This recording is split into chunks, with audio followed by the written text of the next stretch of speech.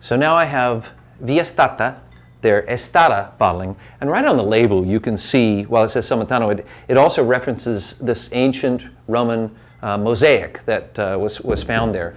It is, I think, something to remember about Somontano, and much of these parts of Spain, is that viticulture goes back to Roman times.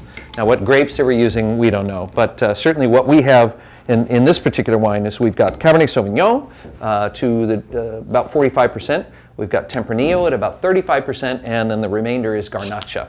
So one would expect Tempranillo's tannins to show up, along with Cabernet Sauvignon's tannins, and then that minty character of Garnacha. This is a 2006, and the nose, well, for my part, this is a pretty interesting argument, I guess, to have with oneself about what's Tempranillo and what's Cabernet Sauvignon.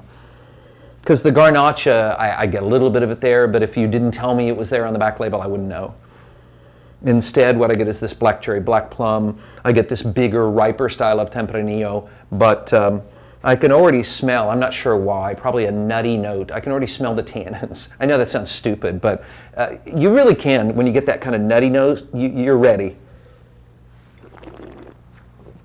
Yeah, there's no question about it. You feel how it has almost a compactness to it. It is a sturdy kind of wine. 2006 might be part of that. I think it's, for my part, it's the wine. It's what these people do.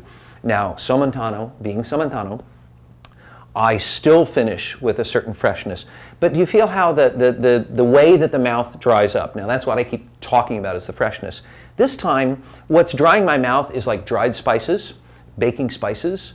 It's almost, you could talk about pencil shavings, which to me is the oak. I mean, this is French and American oak, 12 months. The American oak shows up a little bit as a kind of coconutty note, just a little bit there. It's more a textual feel. I mean, I get more of a texture out of the thing, which is peppery, which is spicy, and that tells me that what's drying my mouth out this time isn't necessarily that less ripe fruit. This has gone to a new level of ripeness, and then they've given it a good dose of oak.